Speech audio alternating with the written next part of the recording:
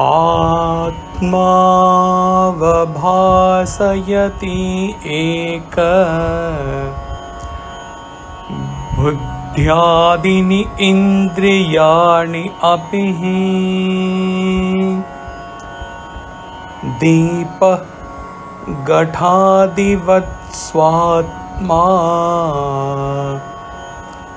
जडैस्तैन अवभास्यते.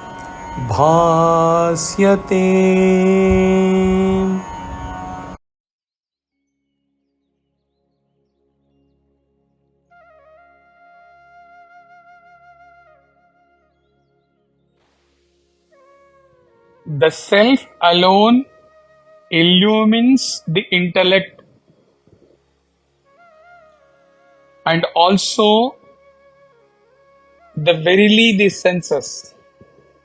Just as lamp illumines pots, etc., inert themselves, they, that is intellect, etc., cannot illumine themselves. We return here to the light bulb analogy made in verse 26. This time it is coming directly in the text itself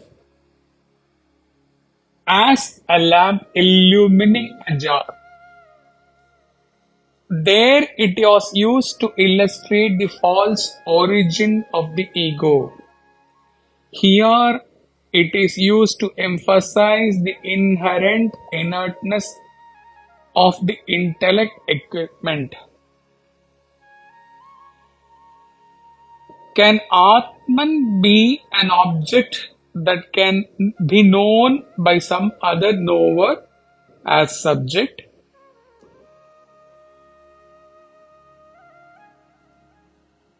Other than Atman, whatever is, it is Anatman.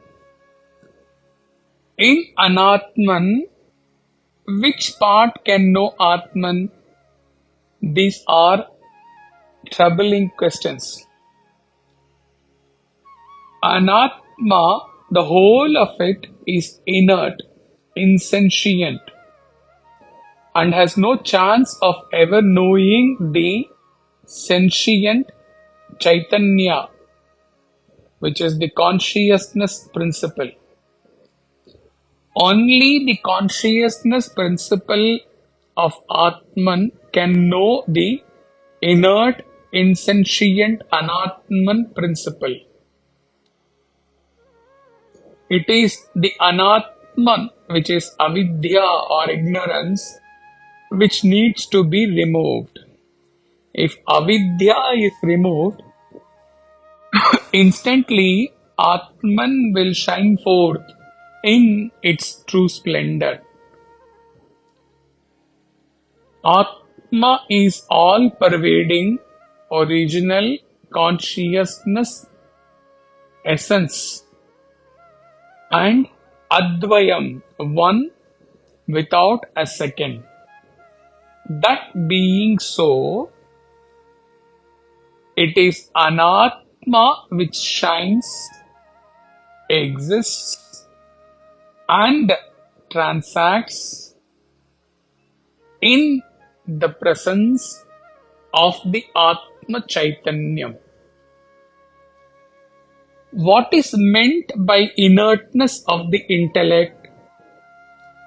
The intellect is recognized to be the most subtle part of the creation of the human being. The supremacy of the intellect was brought out in verse 17. In spite of that supremacy, why is it still described as being inert? Its supremacy lies only in the fact that it is the light bulb of the human being. No other part of the human being has the capacity to express the self so clearly as the intellect. Although In their functioning, they all express to some extent the intelligence of the self. The king of the human equipment is the intellect. It enlightens all other functions. Nevertheless, it cannot illumine itself. This limitation of the intellect is the point being made in this verse. Intellect, although the highest or the subtlest or the purest instrument we have, cannot be equated to the self. By nature, it is still part of the material creation, and in that sense, it is insentient in itself. Now coming to the Deepa and Ghata simile. Deepa means light and Ghata is pot. Suppose there is one light and in front of that light there are lots of pots, such as a pot of honey, a pot of butter, a pot of yogurt, etc.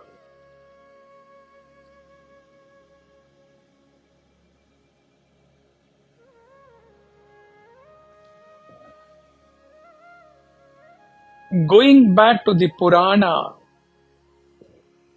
we have always read about Bhagavan Sri Krishna going to Gopika's homes and stealing butter.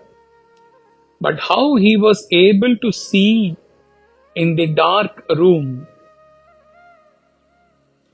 Bhagavan's nature is illumination. So, when he went into a dark room, he would shine and be glowing in spite of his dark skin.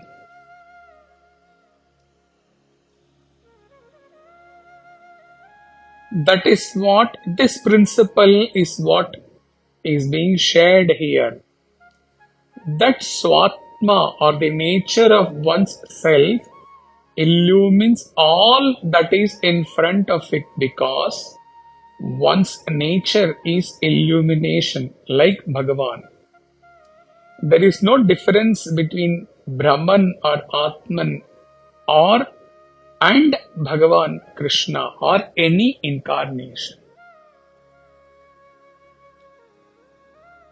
Coming back to the Deepa and the Ghata, one Deepa illumines all the pots which are kept near it.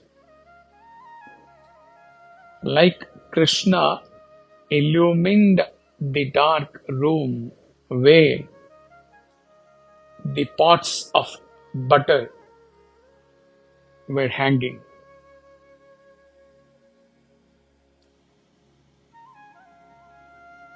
Jadai means that which is inert. All is inert other than you, the pure self. That which is inert does not have illumination and it needs to be illumined. If you know that something is inert, then what else has to be there? There has to be awareness, consciousness. If consciousness is not the nature of that which is inert, then it means it is your true nature. Lamp is self-luminous. All are the objects kept near and around the lamp are non-luminous. They are all illumined by the lamp. We see them in the light of the lamp. But the non-luminous objects have no chance of illumining the lamp. On the other hand, only luminous can illumine the non-luminous. In the same way, the self-luminous Atman can only illumine the non-luminous Anatman. Atman is ever the knower principle and never be the known principle.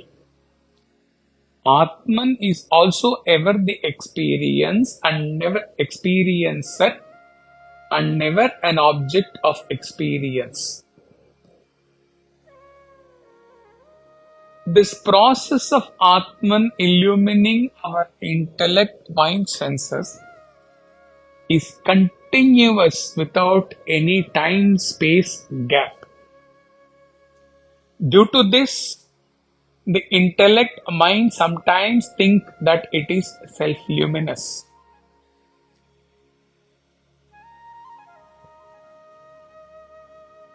This is because there is no moment when the Atman illumining it ever ceases or stops.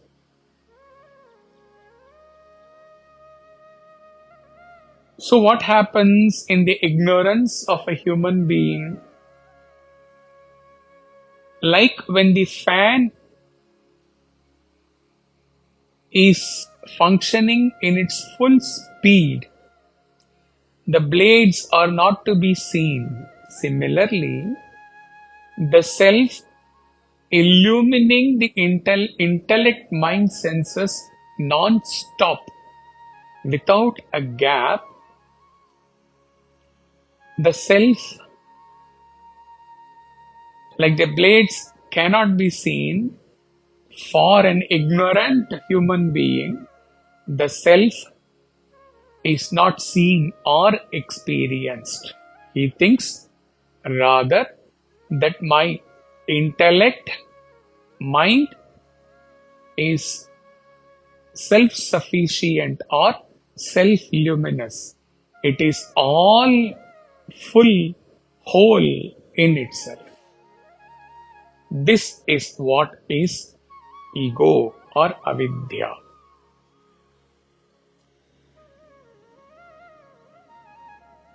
Positively speaking, the great value of the intellect also lies in its power to analyze and reflect. The intellect alone can grasp our real state of bondage, that we are trapped in a prison. To understand the nature of the imprisonment and to help us see the way out of it is the great function of the intellect. Once it has done that, its job is over. And the self is revealed in itself, by its own self-luminous nature. This idea is developed further in the verses to follow. Thus, the intellect only has to uncover the veil of ignorance. It is not tasked to reveal the self. The self will do that is revealing. The self will reveal itself on its own accord as it is self-revealing. It does not need the intellect to illumine it. Indeed, there is no such need to illumine it as it is self-luminous.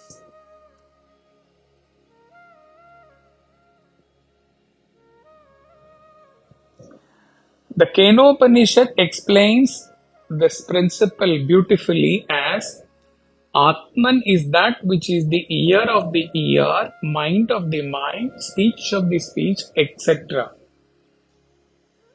This is also covered in an earlier verse while elaborating on Atman is Chit, wherein Sachit Ananda was brought in a verse by Shankara. It is that by which the mind is thought, and that by which the man sees the activities through the eye, etc. Thus, as the Mahavakya says, this consciousness is the self or Prajnanam Brahma. Self thus is the illuminator of all the modifications of the intellect.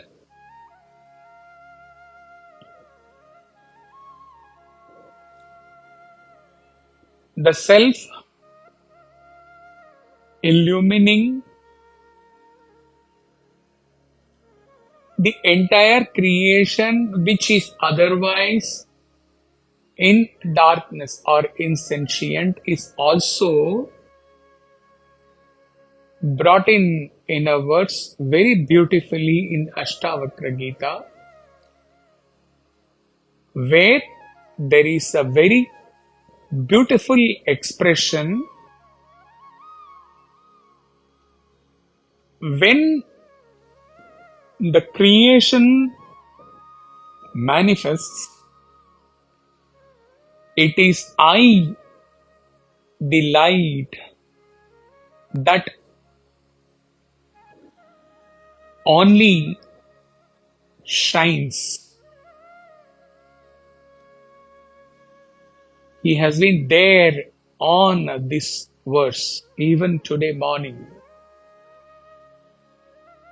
and is in ecstatic bliss even after having recorded the commentary on that verse from Ashtavakra Gita, which may reach you in a week or so.